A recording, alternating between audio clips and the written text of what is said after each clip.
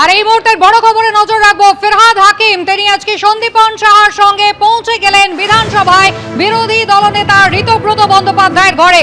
সত্যই মেয়র পদ থেকে ইস্তফা দিয়েছেন ফিরহাদ হাকিম। আজকে তিনি একেবারে বিরোধী দলনেতা ঋতব্রত বন্দ্যোপাধ্যায়ের ঘরে পৌঁছে গেলেন, সঙ্গে সন্দীপন সাহা। সরাসরি কৃষ্ণেন্দু অধিকারী রয়েছেন আমাদের সঙ্গে। কৃষ্ণেন্দু, তাহলে যে জল্পনা চলছিল বিদ্রোহী ব্লকে কি এবার তৃণমূল কংগ্রেসের কোন প্রাক্তন মন্ত্রী ফিরহাদ হাকিম? একদমই তাই, সেই জল্পনা বাস্তবায়িত হতে চলেছে। কারণ এখন বাজে 2:40, 10 মিনিট আগে আমরা যেখানে আছি বিধানসভার বাইরে, এই বিধানসভার বাইরের গেট থেকে ফিরহাদ হাকিম সরাসরি গাড়ি নিয়ে ঢোকেন এবং ভেতরে গিয়ে পৌঁছন। ভেতরের লবিতে তিনি খানিকক্ষণ বসেন। কয়েক সেকেন্ড বসার পর আমরা যেটা দেখলাম যে ফিরহাদ হাকিমকে আনতে এসছেন সন্দীপন সাহা, অর্থাৎ তৃণমূলের যে পরিষদীয় দল, সেই পরিষদীয় দলের যিনি সহ কার্যকর্তা বা সহ কর্তা, তার নাম সন্দীপন সাহা। সেই সন্দীপন সাহা তাকে ডেপুটি লিডার সন্দীপন সাহা তাকে নিয়ে যান হাত ধরে, এবং হাত ধরে নিয়ে গিয়ে যেটা জানা যাচ্ছে যে বিরোধী দলনেতার যে ঘর, অর্থাৎ ঋতব্রত বন্দ্যোপাধ্যায়ের যেখানে বৈঠক করছেন, সেখানে ফিরহাদ হাকিম গিয়ে পৌঁছেছেন। অর্থাৎ মমতা বন্দ্যোপাধ্যায় যে প্রথম তালিকা পাঠিয়েছিলেন, যে তালিকাকে বুড়ো আঙুল দেখিয়ে নতুন করে তালিকা তৈরি হয়েছে বা সংসদীয় যে পরিষদীয় দল তৈরি হয়েছে বা পদাধিকারী তৈরি হয়েছে, সেখানকার চিফ হুইপ ফিরহাদ হাকিম এবার একদম বিদ্রোহী এমএলএদের সঙ্গে, বিদ্রোহী বিধায়কদের সঙ্গে ফিরহাদ হাকিম বিধানসভায় ঢুকলেন। অর্থাৎ যে মমতা বন্দ্যোপাধ্যায়ের ঘনিষ্ঠ কয়েকজন শেষমেশ মমতা বন্দ্যোপাধ্যায়ের সঙ্গে ছিলেন, তুমি জানো যে বারবার মমতা বন্দ্যোপাধ্যায় বৈঠক করেছেন, সেখানে এমএলএর সংখ্যা ক্রমশ কমেছে, কমতে কমতে একটা জায়গায় নেমে এসছে। এবং সেই যে কমতে কমতে জায়গায় নেমে আসার সঙ্গে তখনও কিন্তু কুণাল ঘোষ, ফিরহাদ হাকিম বা নয়না বন্দ্যোপাধ্যায় বা অশোক দেবরা ছিলেন। এবং সেই ফিরহাদ হাকিম, যিনি কলকাতা পুরসভার মেয়র ছিলেন, কদিন আগে তিনি পদত্যাগ করেছেন, রাজ্যের একাধিক দপ্তরের মন্ত্রী ছিলেন, ওজনদার মন্ত্রী, সেই মমতা বন্দ্যোপাধ্যায়ের ঘনিষ্ঠ ফিরহাদ হাকিম আপাতত বিধানসভায় বিদ্রোহী বিধায়কদের সঙ্গে বৈঠক করছেন। এটা খুব তাৎপর্যপূর্ণ, কারণ তুমি জানো যে ঋতব্রত বন্দ্যোপাধ্যায়, সন্দীপন সাহারা বারবার বলছিলেন যে সংখ্যাটা তাদের বাড়বে।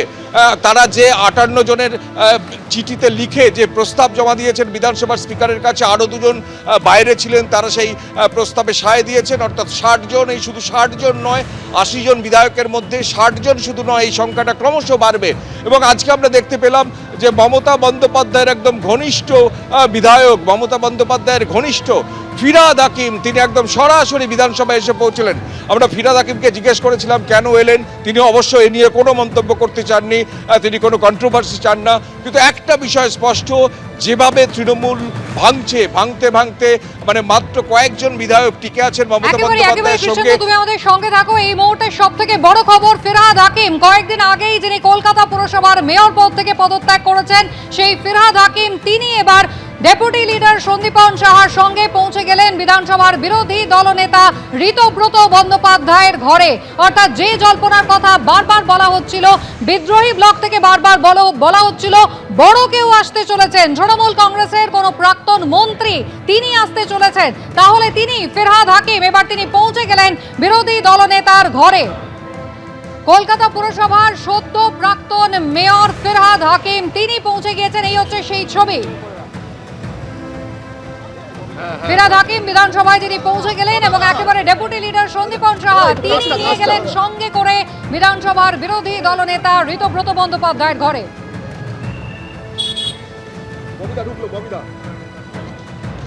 বেশ কদিন ধরেই জল্পনা চলছিল কৃষ্ণেন্দু, যে বারবারই বিদ্রোহী ব্লকের পক্ষ থেকে বলা হচ্ছিল বড় কেউ আসতে চলেছেন, অপেক্ষা করুন, দেখুন, অপেক্ষা করুন আর কে আসতে চলেছেন। তাহলে সমস্ত জল্পনার অবসান এখানেই হলো। ফিরহাদ হাকিম তিনি আজকে যোগ দিলেন, তিনি আজকে চলে এলেন বিরোধী দলনেতার ঘরে। একদমই তাই, ফিরহাদ হাকিমের এই আশাটা খুব তাৎপর্যপূর্ণ এবং খুব গুরুত্বপূর্ণ। আমরা দেখতে পাচ্ছি একে একে বিধায়করা যারা বিধানসভায় এসেছিলেন, তারা ভেতরে ঢুকেছিলেন, তারা বাইরে বেরোচ্ছেন। কিন্তু ফিরহাদ হাকিমের আজকের আশাটা এই কারণে গুরুত্বপূর্ণ যে মমতা বন্দ্যোপাধ্যায় দীর্ঘদিনের সঙ্গী ছিলেন ফিরহাদ হাকিম, দীর্ঘদিনের সঙ্গী, কলকাতা পুরসভার মেয়র ছিলেন, একাধিক দপ্তরের মন্ত্রী ছিলেন। এবং সেই ফিরহাদ হাকিম 80টা আসন পাওয়ার পর তৃণমূল যখন ভেঙে টুকরো হয়ে গেছে, ভেঙে চুরমার হয়ে গেছে বালির বাঁধের মতো, তখন গুটি কতক যে এমএলএ মমতা বন্দ্যোপাধ্যায়ের সঙ্গে ছিলেন, তাদের সঙ্গে বৈঠকে বসতেন বা তার কালীঘাটের বাড়িতে যেতেন, তাদের মধ্যে একজন অন্যতম ছিলেন ফিরহাদ হাকিম।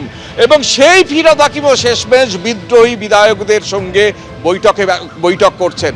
স্বাভাবিকভাবে একটা বিষয় স্পষ্ট যে তৃণমূলের যে মূল স্রোত সেটা আর মমতা বন্দ্যোপাধ্যায়ের নিয়ন্ত্রণে একই দম নেই, এবং সন্দীপন সাহা বা ঋতব্রত বন্দ্যোপাধ্যায়রা বারবার বলছিলেন যে তারাই আসল পরিষদীয় দল, তারাই আসল তৃণমূল, কারণ সংখ্যাগরিষ্ঠ মানে সংখ্যা তাদের মধ্যে আছে এবং তাদের সঙ্গে আছে। 80 জন বিধায়ক ছিলেন, 2 জনকে এক্সপেল করা হয়েছে বা বহিষ্কার করা হয়েছে, এবং তার মধ্যে 60 জন বিধায়ক কিন্তু ঋতব্রত বন্দ্যোপাধ্যায়ের সঙ্গে আছেন এবং ঋতব্রত বন্দ্যোপাধ্যায়কে বিরোধী দলনেতার করার প্রস্তাবে তারা সায় দিয়েছেন। কিন্তু তার মধ্যে যে 20 জন বাকি পড়েছিল তাদের মধ্যেও একাধিক ব্যক্তি, একাধিক এমএলএ কিন্তু আজকে ঋতব্রত বন্দ্যোপাধ্যায়দের বৈঠকে আছেন।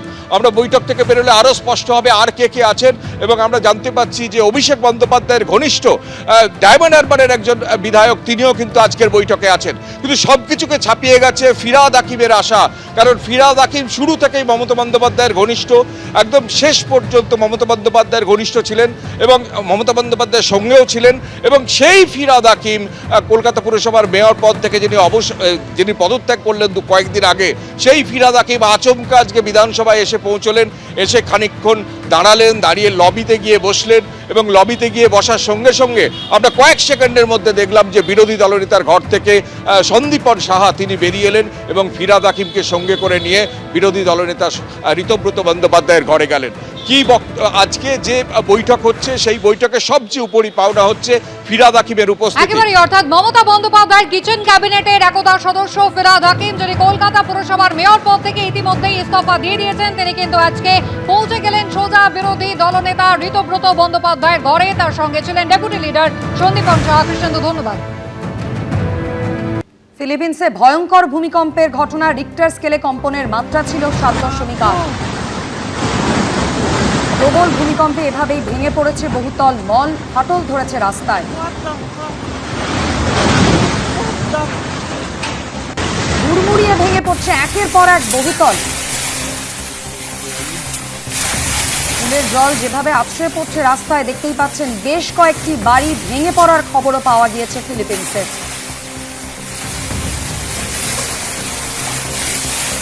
রিক্টার স্কেলে কম্পনের মাত্রা ছিল 7.8। এখনো পর্যন্ত ভূমিকম্পে একজনের মৃত্যুর খবর পাওয়া গেছে, আহতের সংখ্যা অন্তত 4। আর এই প্রবল ভূমিকম্পের পরই ফিলিপিন্সে সুনামি সতর্কতা জারি করা হয়েছে।